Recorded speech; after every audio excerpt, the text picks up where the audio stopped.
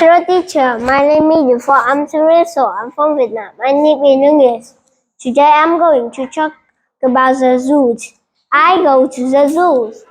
I see a rhino. The rhino is gray.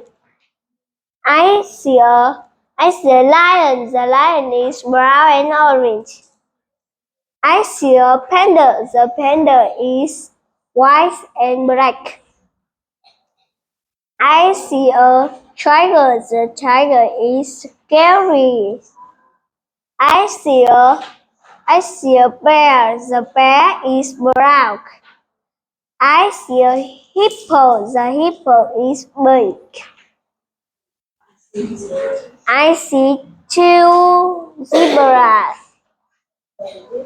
The zebras are black and white. Look at that. Is a giraffe. How tall? Look at that. Is an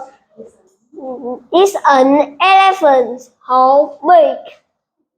Look at that. There are three monkeys. How funny. I see many animals. Goodbye, teacher.